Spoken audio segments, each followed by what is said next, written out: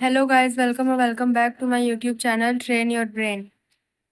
आई hope आप सभी स्वस्थ और बिंदास होंगे। तो चलिए स्टार्ट करते हैं हमारा आज का चैप्टर, आज का सेशन। आज हम पढ़ेंगे चैप्टर थ्री। कौन सा चैप्टर है ये? Pair of linear equations in two variable. इसका इंट्रोडक्शन पढ़ेंगे, ठीक है। तो चलिए पहले ये देख लेते हैं pair of linear equation in two variable क्या है। मतलब जो लीनियर इक्वेशन मतलब क्या होता है? लीनियर मतलब सिंगल, जिसकी हाईएस्ट जो वेरिएबल होती है, हाईएस्ट पावर जो होता है वो क्या होता है? मतलब जिसका हाईएस्ट पावर 1 होता है उसको हम क्या बोलते हैं? Linear equation. ठीक है। अब देखिए आगे आपको जैसे जैसे हम आगे चलेंगे वैसे वैसे समझ में आ जाएगा पेयर ऑफ लीनियर इक्वेशन क्या होता है। ठीक है, चलिए देखते हैं। सबसे पहले लीनियर क्या होता है? लीनियर क्या होता है? जैसे मान लीजिए जिसकी वैल्यू हाईएस्ट वैल्यू क्या होती है? 1 होती है। जिसकी वैल्यू 1 होती है उसे क्या बोलते हैं? हम लीनियर बोलते हैं, लीनियर इक्वेशन, राइट। तो जैसे मान लीजिए 2x है, तो 2x, x की हाईएस्ट वैल्यू क्या है? 1 है। तो ये क्या हो जाएगा? ये एक लीनियर है, मतलब लीनियर वैल्यू इक्वेशन हो जाएगी। ठीक है। अब ये लीनियर है। अब क्या ये लीनियर है? 2x+1। बताइए क्या ये लीनियर है? हाँ, ये लीनियर है। क्यों? क्योंकि यहाँ पर देखिए, यहाँ पर जो वेरिएबल है उसकी हाईएस्ट पावर 1 है। ठीक है। अब क्या ये लीनियर है?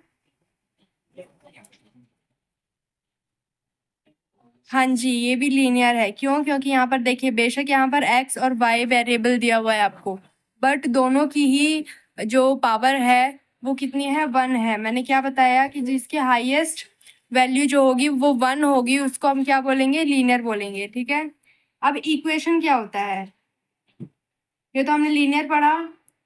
अब इक्वेशन किसको बोलते हैं? सिंपल। अगर कोई भी आपको वेरिएबल, सॉरी, कोई भी आपको फॉर्म दिया हुआ है उसको अगर हम जीरो के इक्वल लिख देंगे तो क्या हो जाएगा? इक्वेशन हो जाएगा। जैसे ही हम किसी फॉर्म को इक्वल, जीरो के इक्वल रखेंगे वो क्या हो जाएगा? इक्वेशन हो जाएगा। ठीक है। अब जैसे मान लीजिए ये है 6y+2 है। ठीक है। अगर मैं इस पूरे फॉर्म को, अभी ये इक्वेशन नहीं है, ठीक है, अभी ये क्वाड्रेटिक फॉर्म में लिखा हुआ है बट ये इक्वेशन नहीं है। अगर मैं इसको अभी जीरो के फॉर्म में लिख दूं, मतलब इक्वल टू जीरो रख दूं इधर, तो ये क्या बन जाएगा? इक्वेशन बन जाएगा। मतलब जैसे ही हम किसी भी फॉर्म को जीरो के इक्वल रख देते हैं तो वो क्या हो जाता है? इक्वेशन बन जाता है। ठीक है। चलिए अब देखते हैं वेरिएबल। वेरिएबल क्या होता है? वेरिएबल मतलब जो भी जैसे ये मैंने आपको सेकंड चैप्टर के स्टार्टिंग में ही बताया था, कॉफिशिएंट वेरिएबल। अगर किसी को नहीं पता है तो वो मेरी प्रीवियस वीडियोस जाके देख सकता है, मैंने उसमें सारी चीज़ें क्लियर की हुई है। ठीक है। पर कोई बात नहीं, मैं इधर भी बता दे रही हूँ आपको कि वेरिएबल क्या होता है। जैसे आपको 2x गिवन है, ठीक है, आपको 2x गिवन है, तो इसमें से ये क्या है? ये है आपका कॉफिशिएंट। ये क्या है आपका? कॉफिशिएंट। ठीक है। और ये एक्स, एक्स आपका क्या है? वेरिएबल। कोई भी अल्फाबेटिक, जो आपको अल्फाबेट दिए होंगे साथ में, मींस XYZ ABCDKLMN एटसेट्रा, कुछ भी, तो वो क्या हो जाएगा? आपका वेरिएबल हो जाएगा। मींस कुछ भी हो सकता है, XYZ ABC, कुछ भी। ठीक है। वो क्या बन जाएगा? आपका वेरिएबल बन जाएगा। चलिए अब जनरल फॉर्म क्या है? Linear pair of linear equation की जनरल फॉर्म क्या हो जाएगी? एक पेन कॉपी लेकर नोट करते जाइएगा ताकि आपको आगे पढ़ने में इजी रहे, आगे एक्सरसाइजेस सॉल्व करने में इजी रहे। इसलिए पेन नोटबुक लेके ये सारे फॉर्मूले जो मैं लिखवा रही हूँ उसको अच्छे से नोट कर लेना। ठीक है। फॉर्म होता है इसका AX, सॉरी, प्लस, एक सेकेंड, AX+BY+C इक्वल टू 0। ठीक है। ये इक्वेशन होती है, ये फॉर्म होती है जनरल फॉर्म, जो कि जिसके बेसिस से आगे एक्सरसाइजेस क्या होंगी? सॉल्व होंगी। ठीक है। AX+BY+C क्या है? ये जनरल फॉर्म है। ठीक है। जिसमें A is not equal to 0 and B is not equal to 0। ठीक है, A 0 के इक्वल नहीं होगा और B भी 0 के इक्वल नहीं होना चाहिए। ठीक है, अब यहाँ तक क्लियर है सारी चीजें? कोई भी डाउट होगा तो आप पूछ सकते हैं मुझसे। चलिए आगे बढ़ते हैं। अब नेक्स्ट टॉपिक है आपको इस पूरे चैप्टर में दो मेथड के बेसिस पर आपको क्या करना है, सारा चैप्टर सॉल्व करना है। एक है ग्राफिकल मेथड और दूसरा है अलजेब्रिक मेथड। आपको दो मेथड दिए गए हैं इस चैप्टर में, जिसके बेसिस पे आपको क्वेश्चन दिए जाएंगे और आपको उसी के बेसिस पर क्या करना है, क्वेश्चंस को सॉल्व करना है। ठीक है, तो फर्स्ट देख लेते हैं। दो पार्ट हैं इसमें, दो मेथड आपको गिवन है। एक है ग्राफिकल मेथड, ठीक है, ग्राफिकल मेथड, और दूसरा है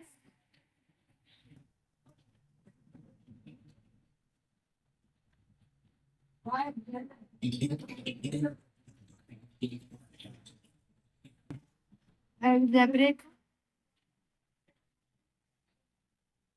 फर्स्ट है ग्राफिकल मेथड और दूसरा है अलजेब्रिक मेथड। ये बहुत ही दोनों मेथड के बेसिस पर ही पूरा इसके सारे एक्सरसाइजेज हैं, तो इसको अच्छे से देखिएगा। ठीक है, फर्स्ट हम पहले देखेंगे ग्राफिकल मेथड की ये क्या है। ठीक है,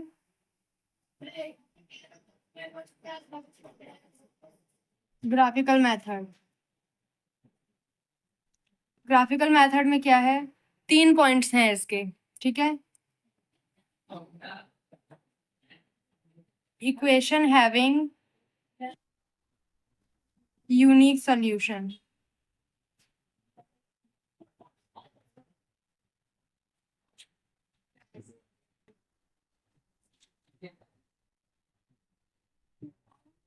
इक्वेशन हैविंग इनफाइनाइट,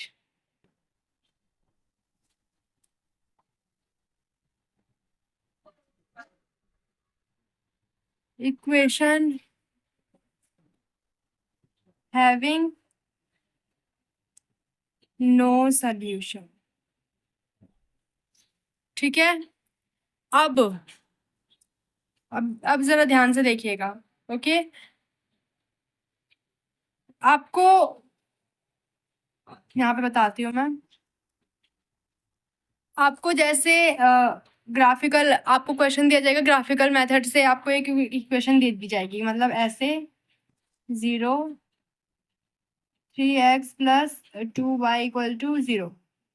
ठीक है, आपको ये इक्वेशन दी गई है आपको, और आपको बोला जाएगा कि आपको ग्राफिकल मेथड से सॉल्व करना है। ठीक है, तो सॉरी, 3 मेथड है आपके पास सॉल्व करने के लिए। या तो आपको क्वेश्चन में मेंशन करेगा या फिर कि आपको कौन से मेथड से सॉल्व करना है ग्राफिकल मेथड के साथ साथ, कि आपको यूनिक सोल्यूशन निकालना है या फिर आपको इनफाइनाइट सोल्यूशन निकालना है। ओके, और अगर ऐसा नहीं होगा, आपको क्वेश्चन में गिवन नहीं है, तो आप इनमें से कोई सा भी मेथड कर सकते हैं। ओके, तो फर्स्ट है equation having unique solution. Unique solution मतलब आपको जैसे आप इसको सॉल्व करेंगे, ठीक है, इसको सॉल्व करने के बाद आपको एक्स और वाई की वैल्यू पता लग जाएगी। ओके, लग गई, ठीक है, लग जाएगी। आपको एक ग्राफ है, आपको कोई वैल्यू मान लो ऐसे दी जा रही है, ऐसे कोई लाइन जा रही है।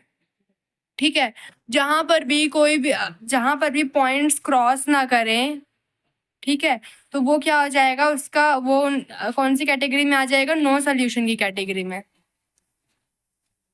ठीक है, क्योंकि यहाँ पर कोई भी पॉइंट मीट नहीं कर रहे, जहां पर कोई भी पॉइंट मीट ना करे तो वो कौन सा हो जाएगा, नो सोल्यूशन। और मान लीजिए वहीं अगर इस तरह से कोई पॉइंट मीट कर रही है ऐसे, ठीक है, तो वो क्या हो जाएगा, देखिए जहां पर ये सही, यहाँ पर देखिए इतने सारे पॉइंट्स हैं, राइट, तो वो क्या हो जाएगा आपका इनफाइनाइट। जैसा कि हम लोग जानते हैं, इनफाइनाइट मीन्स जिसका एंड नहीं होता है, राइट, जो इन्फिनिटी टाइम्स चलता ही रहता है, तो वो हो जाएगा। ओके, और equation having unique solution, unique solution मतलब जैसे मान लो आपके पास एक रे ये है, ठीक है, एक सोल्यूशन मान लो आपके पास ये आ रहा है, दो लाइन जहां पर मीट होगी उसको क्या बोलते हैं हम लोग, यूनिक सोल्यूशन बोलते हैं। ठीक है, अब इसको डिटेल में आपको समझ में आ जाएगा जब आप क्वेश्चंस करेंगे ना आगे एक्सरसाइजेस में, तो आपको ये सब इजीली समझ में आ जाएगा। अब क्या देखना है हमको, हमने देखा था कि 2 पार्ट होते हैं, मैंने ग्राफिकल मेथड करा दिया। अब देखेंगे अलजेब्रिक, राइट, अलजेब्रिक मेथड। सो अलजेब्रिक मेथड में कितने पार्ट्स होते हैं या फिर इसको कैसे कौन से सोल्यूशन से सॉल्व करना पड़ता है, राइट, ऐसा ही होता है। तो चलिए देखते हैं। फर्स्ट पॉइंट है इसका सब्स्टिट्यूशन मेथड, राइट, फर्स्ट इसका सब्स्टिट्यूशन मेथड, सेकंड इसका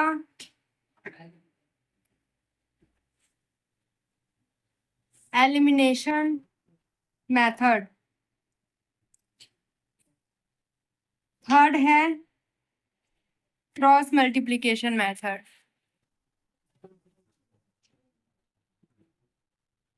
ओके, तो substitution method, first is substitution method. क्या होता है,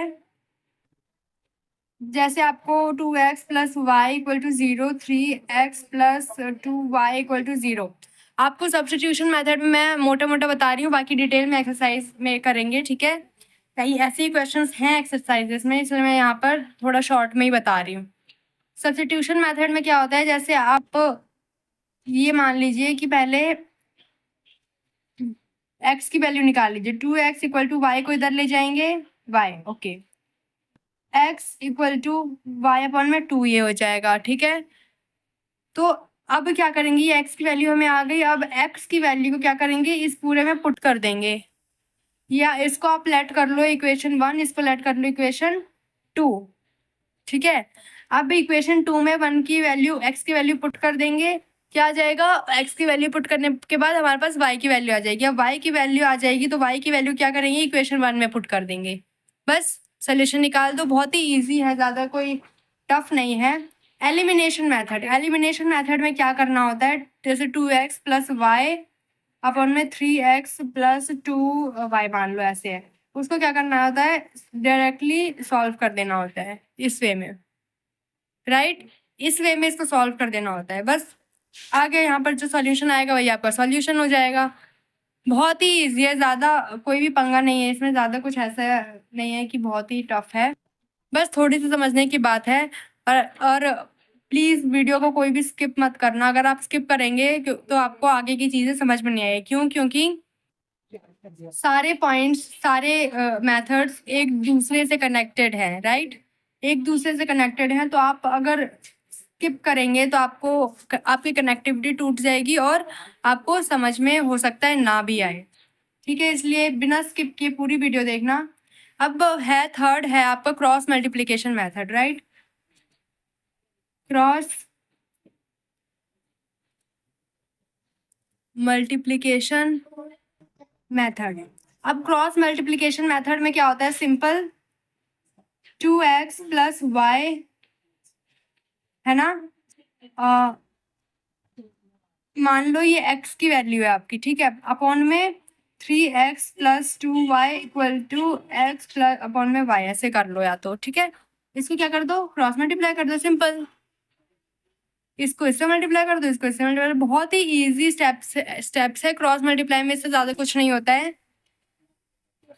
वैसे देखा जाए, अगर आप छोटा सा पार्ट समझ लेते हैं, छोटा सा इंट्रोडक्शन समझ लेते हैं किसी भी चैप्टर का, सिर्फ इसका ही नहीं, किसी भी चैप्टर का, तो आपके लिए एक्सरसाइज बहुत ही इजी हो जाती है। अभी मैंने आपको ये पेयर ऑफ लीनियर इक्वेशन समझाया है मैंने। अब जब भी हम एक्सरसाइज करेंगे तो देखना, मैंने जो भी आपको पॉइंट्स इसमें समझाए हैं, सेम वही पॉइंट्स थोड़ा सा घुमा फिरा के आपको एक्सरसाइज में मिल जाएगा, ठीक है।